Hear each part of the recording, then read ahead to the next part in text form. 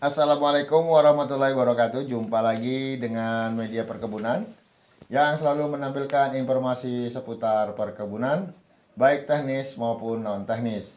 Juga industri yang berkaitan dari hulu hingga ke hilir, serta informasi-informasi yang terkait kebijakan pemerintah yang menyentuh sektor perkebunan. Tapi sebelumnya kita sama-sama berdoa agar kita tetap dalam keadaan sehat selalu dan diberikan lindungan oleh Allah Subhanahu wa taala serta kemurahan rezeki yang halal dan barokah dalam hidup ini. Amin amin amin ya rabbal alamin.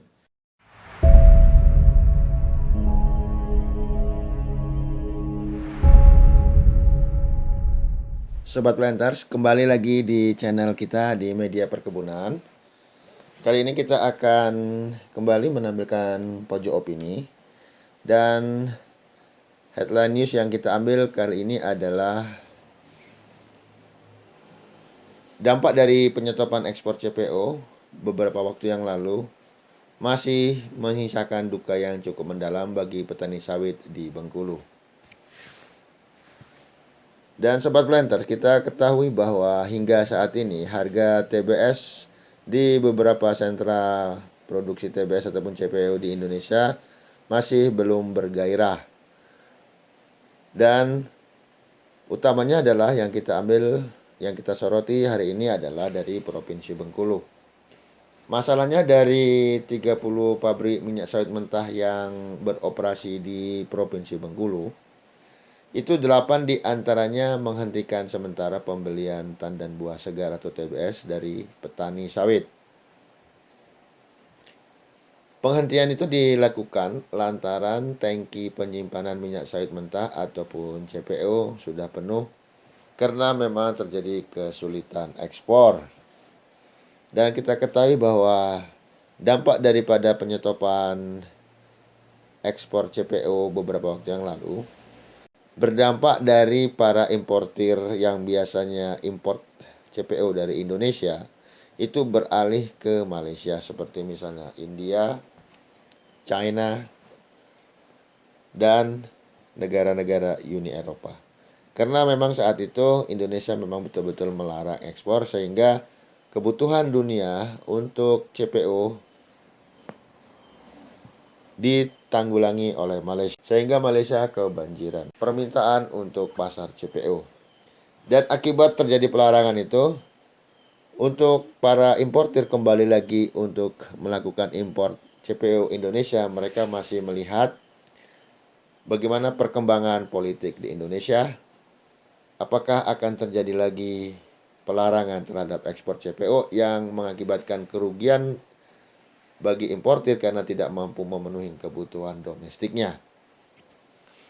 Jadi kejadian ini memang tidak serta-merta begitu dibuka keran ekspor, begitu importir akan masuk. Tetapi para importir juga berpikir bagaimana mereka akan mengambil ataupun membuat investasi ataupun perdagangan terhadap CPO di dalam negeri Indonesia ini bisa berlangsung aman dan lancar serta tidak ada kendala-kendala hal dalam hal penyetopan karena bagaimanapun juga kebutuhan domestik bagi importir ataupun kebutuhan mereka di negara mereka juga sangat tergantung daripada pasokan yang terjadi di Indonesia.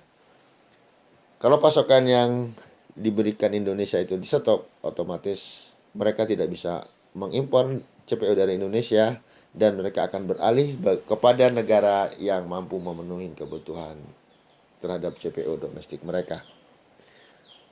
Sobat Planters, penyetopan ataupun penghentian 8 pabrik di Bengkulu tadi itu disampaikan langsung oleh Kepala Dinas Tanaman Pangan, Hortikultura dan Perkebunan atau TPHP untuk Provinsi Bengkulu, Bapak Riki Gurnawan, saat meninjau langsung aktivitas pabrik di Bengkulu Selatan dan Kaur pada hari Jumat kemarin. Riki meminta agar semua pabrik membeli TBS petani sesuai dengan harga yang ditetapkan oleh Pemprov yaitu sebesar Rp2.159 per kilogram dengan toleransi 5% yakni terendah Rp1.857 per kilogram dan tertinggi Rp2.461 per kilogram. Laporan kita, pabrik justru menurunkan harga TBS secara sepihak. Misalnya harga TBS di pabrik Bengkulu Selatan itu Rp1.400 per kilogram, dan ini sangat kita sayangkan. Begitu pula dengan pabrik yang menghentikan sementara pembelian TBS dari petani. Ricky meminta agar pabrik-pabrik tersebut kembali membelinya. Kita memang prihatin dengan harga yang ditetapkan oleh pabrik di bawah penetapan Pemprov. Dengan harga yang ditetapkan oleh pabrik di bawah penetapan Pemprov, tapi saat ini yang terpenting, pabrik jangan menghentikan pembelian TBS dari petani, kata Ricky. Adapun pabrik yang sudah menolak pembelian TBS di Provinsi Bengkulu, itu ada 4 pabrik di Kabupaten Mokomuko, 2 pabrik di Bengkulu Tengah, dan 1 pabrik di Bengkulu Utara, serta yang terbaru 1 pabrik di Kaur. Sobat Planters, dari informasi yang kita peroleh, bahwa tim perumusan harga Komunitas Perkebunan Kelapa Sawit pemerintah provinsi beberapa hari yang lalu telah menetapkan harga TBS kelapa sawit itu tingkat pabrik tertinggi itu adalah Rp2.461 per kilogram, dan terendah adalah Rp1.857 per kilogram. Ya, dan yang terjadi di Muko-Muko memang belum terjadi penyetopan pembelian TBS dari masyarakat. Dan yang terjadi di Muko-Muko, terjadi penurunan harga dari harga sebelumnya tuh rata-rata sebesar Rp200 per kilogram. Karena terbatasnya penjualan minyak mentah ataupun CPO di daerah tersebut, maka harga TBS sawit per hari ini di sejumlah pabrik minyak kelapa sawit di daerah ini turun berkisar Rp100 hingga Rp200 per kilogram. Dan baiklah, kita coba cek dulu, ada beberapa pabrik yang telah kita data. Yang pertama itu PT Darya Dharma Pratama. Harga lama mereka adalah Rp1.720, kemudian harga barunya Rp1.520 per kilogram, jadi akan ada penurunan harga sebesar Rp200. Yang kedua adalah PT Usaha Sawit Mandiri. Harga lamanya Rp1.610 per kilogram, dan harga baru adalah Rp1.510 per kilogram. Ini juga terjadi penurunan harga sebesar Rp100 per kilogram. Dan yang ketiga adalah PT Bumi Mentari Karya. Harga lama Rp1.670, harga baru Rp1.530, terjadi penurunan sebesar Rp140 per kilogram. Yang keempat adalah PT Karya Sawit Indomas, di mana harga lama adalah Rp1.720 per kilogram dan harga baru Rp1.520 per kilogram. Berarti ada penurunan Rp200 per kilogram. Yang kelima, PT Muko-Muko Indah Lestari. Harga lama Rp1.720 dan harga baru adalah Rp1.520 per kilogram. Ini juga terjadi penurunan Rp200 per kilogram. Yang keenam adalah PT Karya Agro Sawitindo.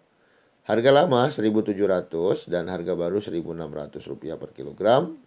Terjadi penurunan Rp100 per kilogram. Sementara PT Gajah Sakti Sawit, harga lama Rp1.770 per kilogram dan harga baru adalah Rp1.570 per kilogram, atau terjadi penurunan Rp200 per kilogram. Sementara dua perusahaan lain seperti PT Sabta Sentosa Jaya dan PT Surya Andalan Pratama tidak mengalami penurunan, harga tetap Rp1.450 untuk PT Sabta Sentosa Jaya dan Rp1.730 untuk PT Surya Andalan Pratama. Dari data tadi tidak ada yang kita lihat harga yang menyentuh seperti yang disampaikan oleh Panitia Penetapan Harga, bahwa harga terendahnya adalah Rp1.857 per kilogram dan harga tertinggi adalah Rp2.461 per kilogram. Dan dari data tadi, harga yang tertinggi yang kita dapatkan adalah di PT Surya Andalan Pratama, yakni harganya stabil pada angka Rp1.730 per kilogram. Dan ini juga masih di bawah harga yang ditetapkan oleh Panitia Penetapan Harga di Bengkulu, di mana harga terendah ditetapkan Rp1.857 per kilogram. Dan kemungkinan untuk mencapai harga tertinggi Rp2.461 per kilogram kita belum tahu kapan akan terrealisasi. Oke Sobat Planters, harapan kita semua agar pemerintah itu memberikan solusi agar keran ekspor CPO kembali bergairah, misalnya dengan penurunan biaya keluar dan pungutan ekspor bagi para eksportir. Dan yang kedua, kemudahan pengurusan maupun stimulus untuk ekspor CPO. Serta yang ketiga adalah memberikan kemudahan pada saat pemberlakuan DMO maupun DPO dengan prosentase yang disesuaikan dengan kemampuan industrinya, agar ekspor CPO kembali bergairah, dan utamanya adalah harga TBS di tingkat petani kembali normal dan mampu mensejahterakan petani. Oke Sobat Planters, demikianlah tadi sedikit pojok opini headline news yang kita angkat dari dampak dari penyetopan ekspor CPO beberapa waktu yang lalu masih menyisakan duka yang cukup mendalam bagi para petani di Bengkulu. Semoga pojok opini bermanfaat bagi teman-teman semua. Terima kasih. Wassalamualaikum warahmatullahi wabarakatuh.